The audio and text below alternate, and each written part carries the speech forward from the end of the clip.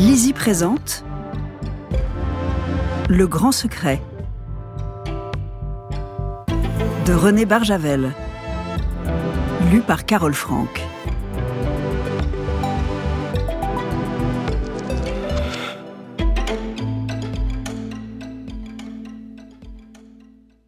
À Jean-Pierre Rudin, ami des livres, ce livre est mon amitié.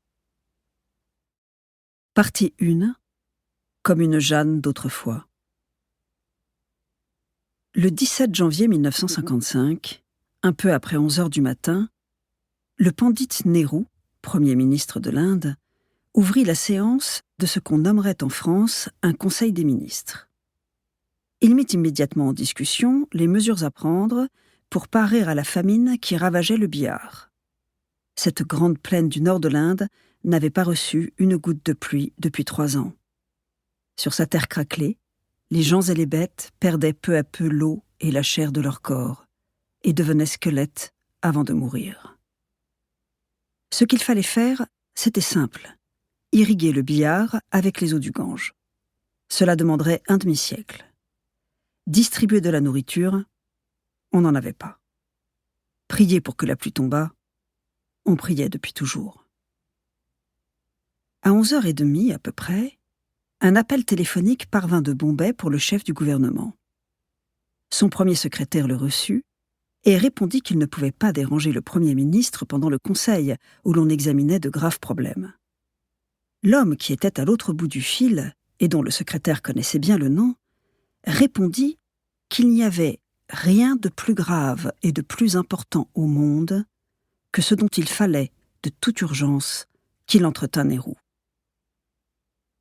Sur la table du conseil, le téléphone, qui ne devait sonner qu'en cas de cataclysme, de guerre ou d'incendie dans le palais du gouvernement, sonna.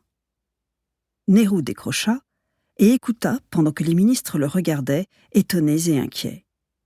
L'homme qui était à l'autre bout du fil et que Nehru connaissait bien, le pria de venir le voir à Bombay, toutes affaires cessantes.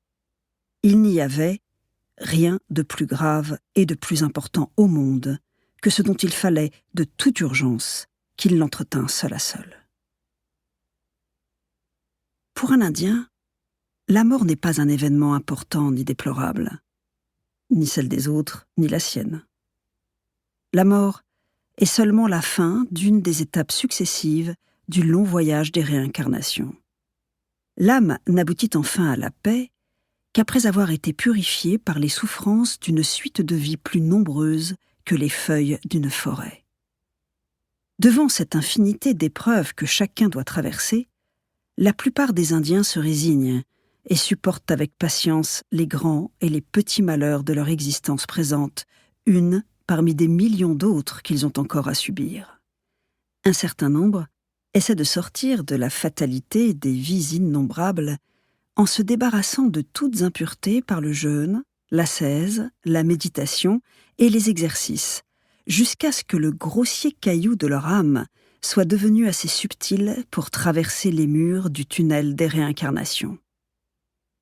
Quelques sages, tels Nehru et Gandhi avant lui, pleins d'une compassion infinie pour les souffrances des vivants, essaient d'aplanir le terrain que ces derniers auront à franchir pendant leur existence actuelle pour leur épargner des blessures et des saignements, si peu que ce soit, ce qu'ils peuvent.